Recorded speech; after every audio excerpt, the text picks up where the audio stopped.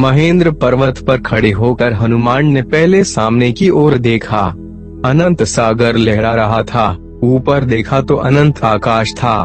पवन देवता का स्मरण करके उन्होंने अपनी लंबी भुजाएं आगे फैलाकर छलांग ली और पवन की गति से लंका की ओर उड़ चले। हवा को चीरते हुए वे गरजते चले जाते थे। मैनाक पर्वत ने उनको विश्राम देना चाहा, परंतु वे रुके नहीं। कुछ ही दूर गए होंगे कि नागों की माता सुरसा उनके बुद्धि बल की परीक्षा लेने मुंह फाड़कर उनकी ओर दौड़ी। हनुमान ने बहुत विनय की, पर वे न मानी और अपना मुंह बढ़ाने लगी। हनुमान भी अपना शरीर बढ़ाते गए। जब उसका मुंह बहुत चौड़ा हो गया, तब हनुमान अपना शरीर छोटा करके उसके मुंह में घुसकर तुरंत निकल आए और बोले, माता, अब तो मैं तुम्हारे मुंह में घुसकर बाहर आ गया हूँ, अब जाने की अनुमति दें। सुरसा की परीक्षा में हनुमान परे उतरे। उसने हनुमान को आशीर्वाद देकर कहा कि तुम राम का काम अवश्य कर लाओगे। कुछ और आगे चलने पर उन्हें सिंहिका नाम की राक्षसी का सामना करना पड़ा। उसने जल में हनुमान की परछाई पकड़ ली। इससे उनकी गति रुक गई और वे खिंचकर सिंहिका के पास जा पहुँचे। हनुमान ने अपने नाखूनों से उसका पेट फाड़ डाला। वे फिर उड़े और समुद्र पार कर लंका जा पहुँचे। छोटा रूप बनाकर हनुमान एक पर्वत की चोटी पर चढ़ गए। वहां से सारी लंका दिखाई देती थी। उन्होंने देखा कि लंका के चारों ओर बड़ा मजबूत परकोटा है। परकोटे के चारों ओर खाई है और तरह तरह के हथियार लिए सैनिक पहरा दे रहे हैं। उन्होंने यह भी देखा कि दुर्ग पर सैकड़ों शतरंजियां रखी हैं। सोने की लंका जमगम मंगा रही है। नगर की शोभा और सुरक्षा देखकर हनुमान चकित हो गए। उन्होंने रात के अंधेरे में लंका में प्रवेश करना ठीक समझा। वे डाल का सा छोटा रूप बनाकर हनुमान लुटते छिपते लंका में घुस गए। उन्होंने देखा कि लंका में एक से एक उत्तम भवन है। चांदनी रात में वे एक अटरी से दूसरी अटारी पर आसानी से कूदने लगे। सीता उनको कहीं दिखाई नहीं दी। तब वे रावण के महल में घुस गए। उन्होंने देखा कि रावण एक सजे हुए पलंग पर सो रहा है। आसपास अनेक सुंदरियां सो रही हैं। इधर उधर मदिरा की प्यालियां पड़ी हैं। हनुमान ने बड़ी सावधानी से रावण का अंतपुर छान डाला, परंतु सीता उनको कहीं न मिली। मंदोदरी को देखकर उनको सीता का भ्रम भी हुआ, परंतु उन्होंने शीघ्र ही समझ लिया कि रावण के महल में सीता इस प्रकार निश्चित होकर नहीं सो सकती। उन्होंने एक एक गली, एक एक घर देख लिया, पर सीता कहीं न मिली। रावण के पुष्पक विमान को देखकर उन्हें बड़ा आश्चर्य हुआ। वह बड़ा अद्भुत था। उसके पंखों में मणियां जड़ी हुई थीं। अंतःपुर से लगी हुई रावण की अशोक वाटिका थी। एक परकोटे के ऊपर से हनुमान ने उसे देख लिया और पहरेदारों की आंख बचाकर उसमें घुस गए। अशोक वाटिका में तरह तरह के सुंदर वृक्ष थे और बीच में एक ऊंचा भवन था।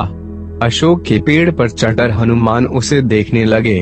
उन्हें तरह तरह की मुंह वाली अनेक राक्षसियां दिखाई दी। फिर उन्होंने देखा कि उनके बीच में एक उदास स्त्री बैठी आंसू बहा रही है।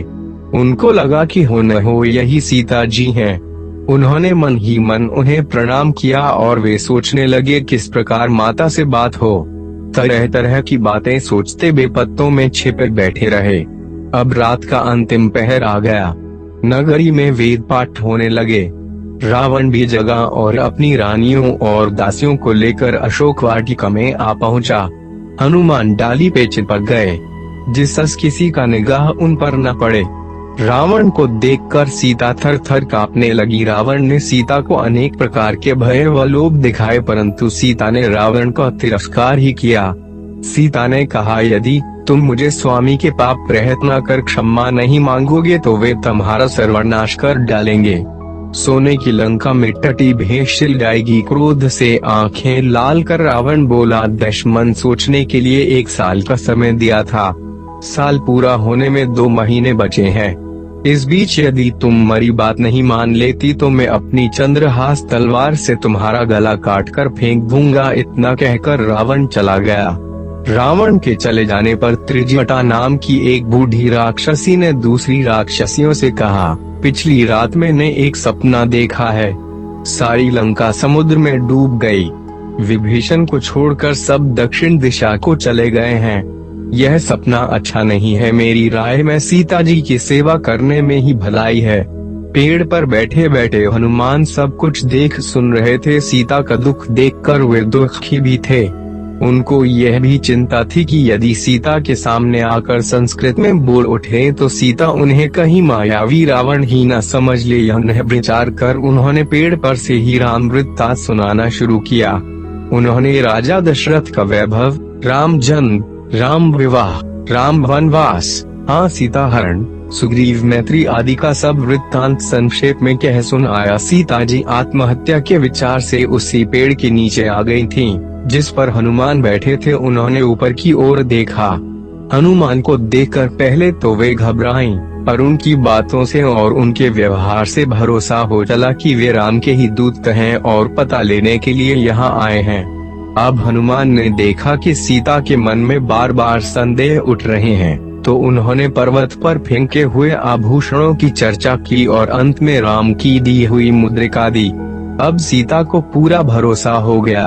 हनुमान ने सीता का दुख सुना और राम का विरह सुनाया। फिर उनको ढाढ़स बंधाते हुए कहा, समाचार पाते ही श्री राम सेना लेकर आएंगे और रावण का वध करके आपको ले जाएंगे। सीता जी ने अपना चूड़ामणि उतार कर हनुमान को दिया और कहा, जब तुम इसे स्वामी को दिखाओगे तो वे समझ जाएंगे कि तुम मुझसे मिल चुके हो। वीरवर लक्ष्मण से मेरा शुभ आशीर्वाद कहना। अब लौट जाओ, तुम्हारी यात्रा मंगलमय हो।